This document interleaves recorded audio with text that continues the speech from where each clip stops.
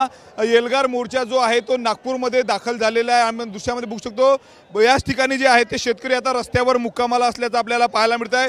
राज्याच्या कानाकोपऱ्यामधून जे आहे ते शेतकरी या ठिकाणी आलेले आणि आता आसरा या ठिकाणी घेत आहेत। ज्या ठिकाणी जाहीर सभा होणार होती त्या ठिकाणी बच्चू कडू पोहोचू शकले नाही, कारण गर्दी मोठ्या प्रमाणावर होती। त्यामुळे याच ठिकाणी जर आपण पाहिलं तर हायवेच्या नागपूर वर्धा हायवेवर मध्यभागी बच्चू कडूंनी सभा घेतली। याच ठिकाणी मुक्काम करण्याचं जे आहे ते त्यांनी आपल्या कार्यकर्त्यांना सांगितलेलं आहे, शेतकऱ्यांना सांगितलं। त्यामुळे या ठिकाणी अशा पद्धतीने जे आहे ते आसरा जे आहे ते शेतकरी जे आहे ते राज्याच्या कानाकोपऱ्यामधून आल्याचं जे आहे ते या ठिकाणी घेत असल्याचं आपल्याला पाहायला मिळते। आपण बघू शकतो या ठिकाणी याच ठिकाणी जे आहे ते शेतकरी विश्रांती घेत आहे। मोठ्या प्रमाणावर राज्याच्या कानाकोपऱ्यामधून शेतकरी दाखल झालेले आहेत। जोपर्यंत सातबारा कोरा होत नाही तोपर्यंत माघार दे अशी भूमिका जी आहे ती बच्चू कडूंनी घेतलेली आहे, शेतकरी नेत्यांनी घेतली। आणि त्यामुळे किती दिवस राहायचं काम झालं तरी नागपुरात राहणार असं जे आहे ते बच्चू कडूंनी सांगितलं। आणि त्यामुळे अशा पद्धतीनं जे आहे ते या ठिकाणी शेतकरी आपल्यासोबत शेतकरी कुठून आले आजोबा, तुम्ही काय सांगणार?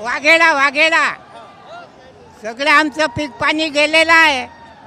हा, किती दिवस राहायची तयारी आता नागपुरात? आधी 2-3 दिवस राहून ना, महिनाभर हो महिनाभर राहू। कशी तयारी केली तुम्ही इथं आले तेव्हा? म्हणजे काय काय सोबत आणलं राहण्यासाठी? काहीच नाही आणलं आम्ही, काही नाही आणलं। आणखी शेतकरी आहेत, कुठून आले दादा, तुम्ही काय सांगणार? कोल्हापूरहून आलेलो आहे। प्रहार जनशक्ती पक्ष कोल्हापूर शहराध्यक्ष शैलेश कांबळे। सरकारनं कर्जमाफी ही दिली पाहिजे आणि का देत नाहीत? अदानी अंबानीसनी जर मोफत जर मिळत असेल सगळ्या गोष्टी, तर इथल्या महाराष्ट्रातल्या या देशातल्या शेतकऱ्यांना काय मिळत नाही? हे देवेंद्र फडणवीस यांचं जे सरकार आहे हे मनोवादी सरकार आहे। आणि ह्या लोकांमध्ये दलित, मुस्लिम, हिंदू, मराठा इतर जातीतनी भांडणं लावायचा जो ह्यो पराक्रम जे हे BJP सरकार करत आहे आणि या शेतकऱ्यांना ह्या कर्जमाफीपासून वंचित ठेवायचा प्रयत्न हे सरकार करत आहे।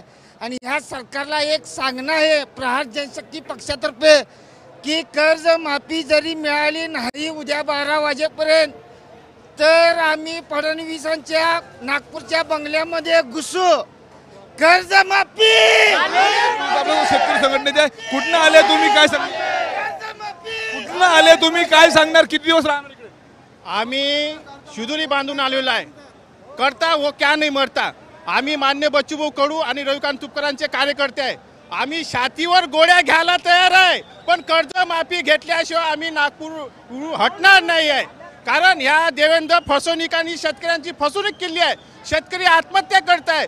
पश्चिम विदर्भामध्ये 5,000च्या वर शेतकऱ्यांनी आत्महत्या केली आहे। माझा काल धामणगाव तालुक्यामध्ये माझ्या मतदारसंघामध्ये 19 वर्षीय शेतकरी मुलीने आत्महत्या केली आहे। कशामुळे? नापिकीमुळे। यांनी जो आम्हाला फसवलं, आम्हाला कर्जमाफी देण्याचं आश्वासन केलं, देवेंद्र फडणवीसांनी कर्जमाफी दिली नाही, म्हणून आम्ही रस्त्यावर उतरलेलो आहे।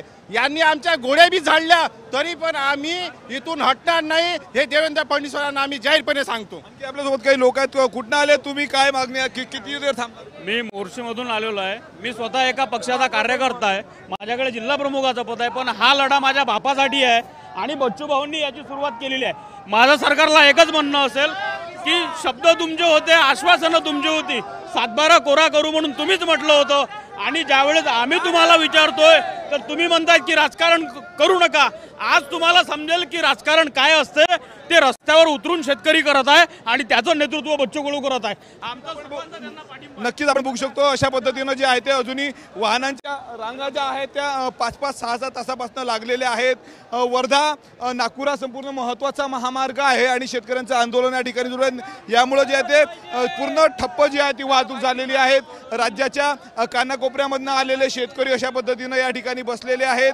विदर्भात जे आहे ते थंडीचं वातावरण वाढलेलं आहे आणि अशा पद्धतीनं दुसरीकडे शेतकऱ्यांचं जे आहे ते आंदोलन चालू आहे। याच ठिकाणी कुठलीच सुविधा नाही, परंतु शेतकरी जे आहे ते कर्जमाफीसाठी रस्त्यावर उतरलेले आहेत अंधारामध्ये। आणि आपण उघड्यावर या ठिकाणी आज शेतकरी जे आहे ते रात्र काढण्याच्या तयारीत आपल्याला या ठिकाणी पाहायला मिळत आहेत। संपूर्ण शेतकरी आहेत, काही वृद्ध शेतकरी आहेत, तरुण शेतकरी आहेत जे राज्याच्या कानाकोपऱ्यामधून आले। दुसरीकडे जाम जो आहे तो मोठ्या प्रमाणावर वाहनांचा जो आहे तो या भागामध्ये लागलेला आहे। जोपर्यंत संपूर्ण कर्जमाफी होणार नाही तोपर्यंत जे आहे ते आंदोलनातून माघार नाही बघू शकतो। शकतो आपण अशा पद्धतीनं दिवसभर चालून आलेले शेतकरी अशा पद्धतीने या ठिकाणी विश्रांती घेत असल्याचं आपल्याला पाहायला मिळत आहेत. मोठ्या प्रमाणावर जर आपण पाहिलं तर राज्याच्या कानाकोपऱ्यामधून हे संपूर्ण शेतकरी आलेले आहेत. कर्ज माफीचा कर्जमुक्तीचा जो आहे तो निर्णय या ठिकाणाहून घेऊन जाणार असं जे आहे ते या भागात आलेल्या काही शेतकऱ्यांनी सांगितलेलं आहे. कॅमेरामॅन अनिकेत दहातोंडेसह मी स्वप्नील उमप, TV9 मराठी, नागपूर.